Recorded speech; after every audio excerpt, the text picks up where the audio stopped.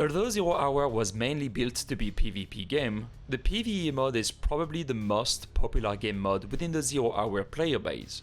Just looking at the co-op voice groups that we have on the official Zero Hour Discord, you will always find quite a few of them being full.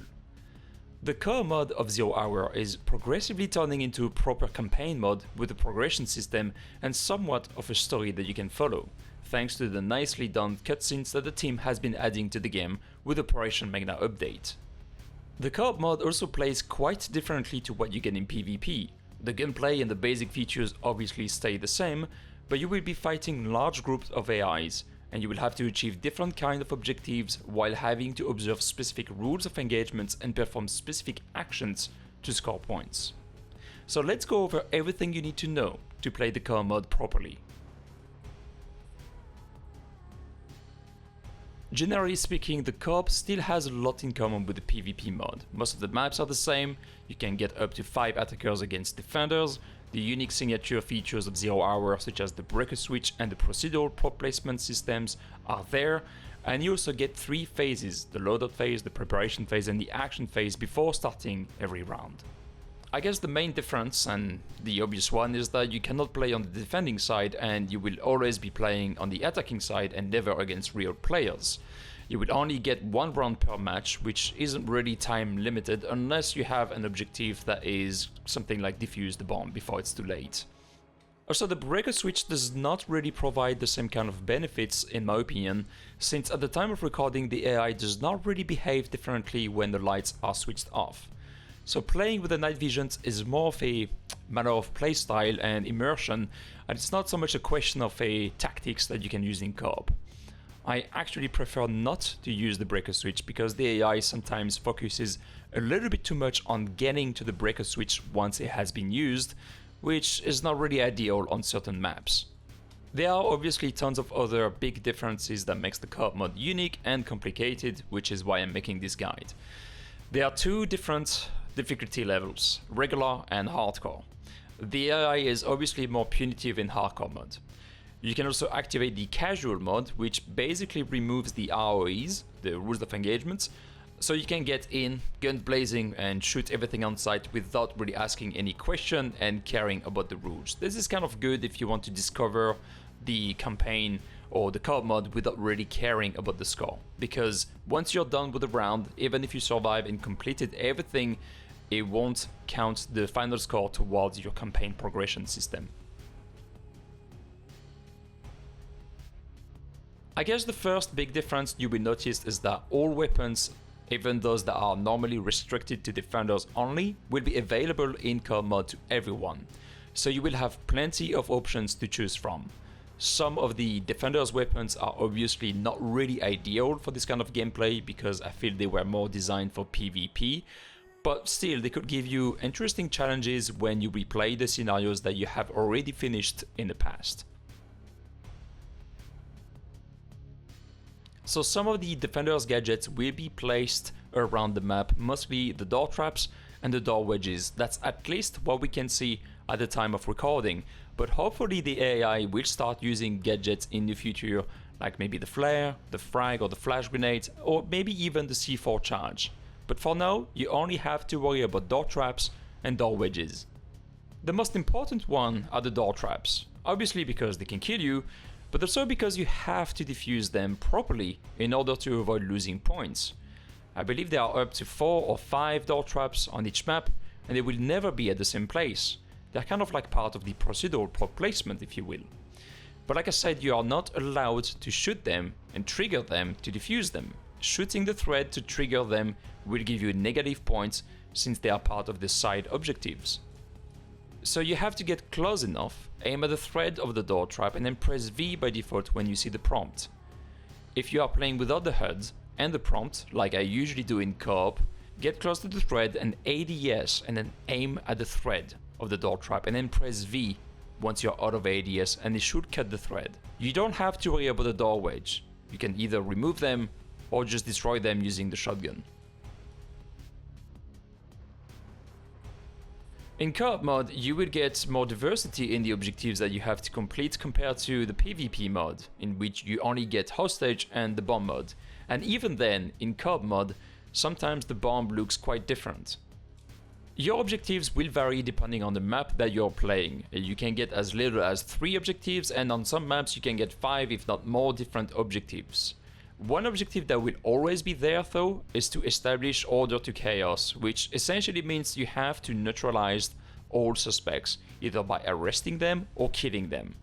Some objectives are rather straightforward, like killing an HVT, but some other objectives are a little bit trickier because they require you to find specific small items, like documents or laptops, within the entire map, and their location is never the same.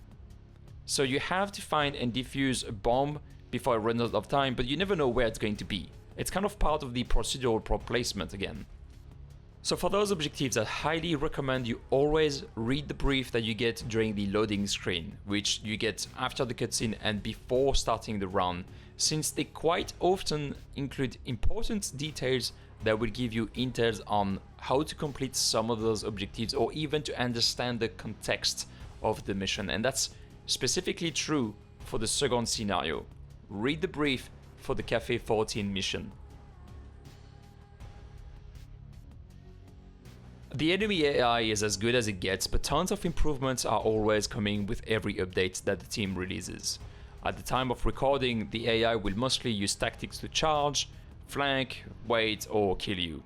The usual basically. But the team has mentioned multiple times in the past that they are working on improvements, especially animations, to bring the enemy AI more to life, kind of, by giving them more actions to do, idle actions, things to keep them busy until the action really starts.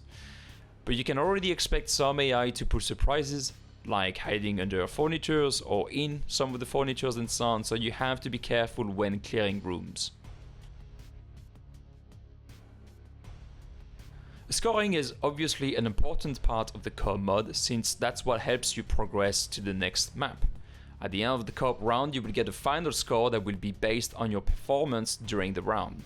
To progress to the next map in co-op mode, you are required to have a certain amount of total score.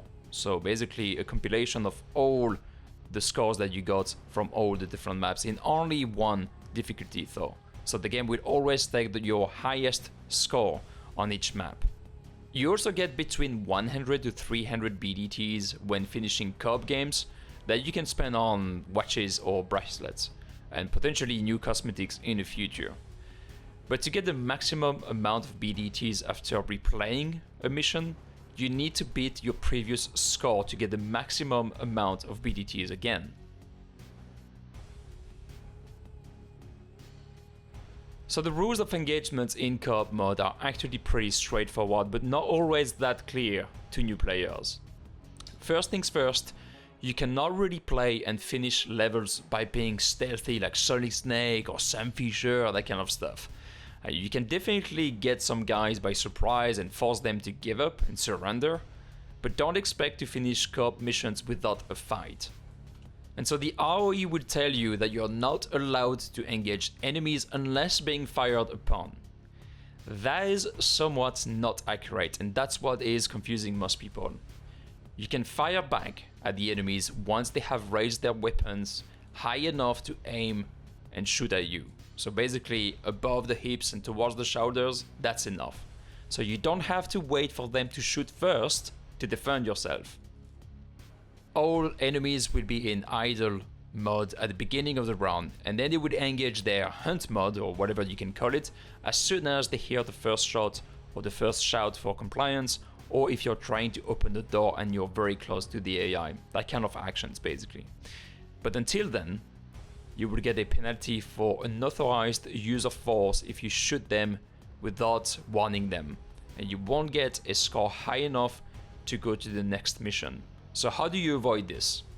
You shout for compliance. By pressing X, your character will shout at the enemies to order them to put their weapons down. Most of the time, they will try to attack you anyway, but there are instances in which they will give up right away, and I will talk about that in a little bit. But a good way to avoid unauthorized uses of force and to get penalties is by shouting for compliance and order them to give up before shooting them, just like you would in real life. Or like you're supposed to do in real life. So now you know that the enemy AI can surrender, but how do you do that? How do you become efficient at forcing the AI to give up? In which situations will the AI give up easily? Now pay attention, because this is a very important part of this guide. The first and the most obvious situation is when you approach an enemy AI that is alone and you come from behind them. Usually, aiming at the back of the AI will be enough for them to give up, but you can also shout for compliance to make sure they actually give up quickly and comply. So basically, the enemy AI will more easily give up and surrender when they are outnumbered, which means that you need to be extremely careful when clearing a floor or a room, and you need to face the last AI because they might give up right after trying to engage you, and if you shoot them, you will get a penalty. So to avoid that, you need to pay extra attention to the animation and the body language of the AI.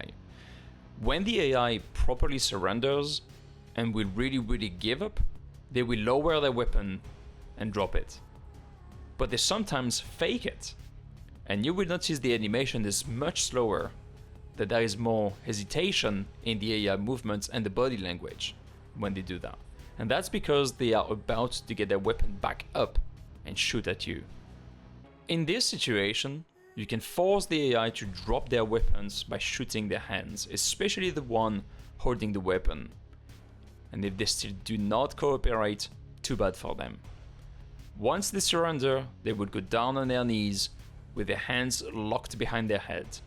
This is when you can finally approach them and zip tie their hands. Once done, you can finally interrogate them as often as you want, and it will give you the location of random suspects that are still alive, no matter if they are arrested or not. The information will appear as a ping on the tactical map that you can access by pressing 5.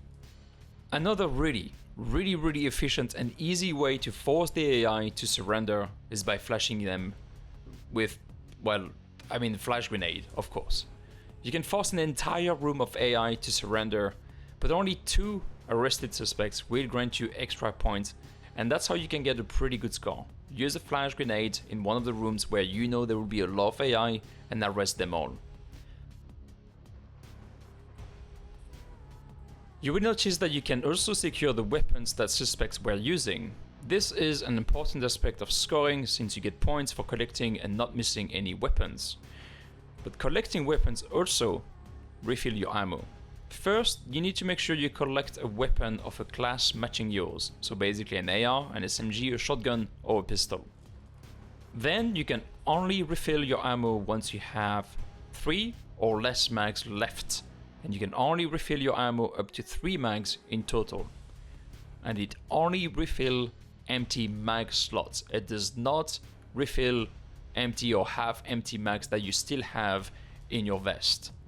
So basically, if you have 0 mags left and you toss them with a quick reload and collect a weapon that matches yours, you will get 3 full mags back. If you have 2 full mags left and toss the third one with a quick reload, you would get 1 mag when collecting the weapon, and you will have 3 mags in total. But if you have 2.5 mags left and collect a weapon, you will get nothing. So, how do you get a high score in co-op? Well, obviously by completing your objectives successfully, and that means neutralizing all suspects, HVTs without unauthorized use of force, collecting all weapons, arresting all suspects who gave up, defusing all door traps properly instead of triggering them, and not losing any team members.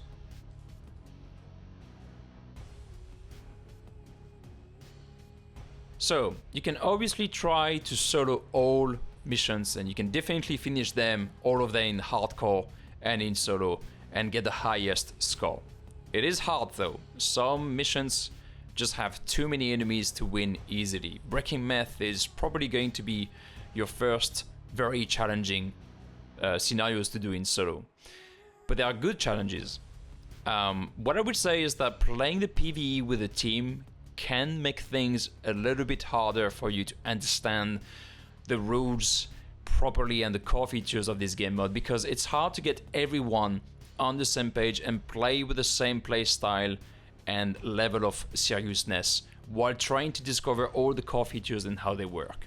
So I would suggest you try to finish the first couple of missions alone first, just so that you understand the complexity of the features, like how they give up, how the AI behaves, the rules of engagements, how to arrest suspects, collecting weapons, the coffee, everything like this. Then you can get on the mission with the team and really embrace the immersion of the game. Hide the HUD and just enjoy the show. I hope you found this co-op guide useful, and I hope it will help you get into the co-op mode of 0 Hour properly without struggling too much with all the different features and how they work.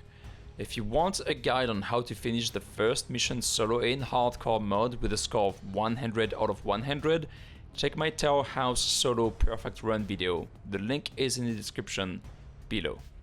If you enjoyed this video, please consider leaving a like and to subscribe to support the channel. We are almost at 1.5 subs and we are slowly but surely making our way to the 2000 subscribers. Thanks again for the support, thanks again for watching this video, and I will see you in the next one.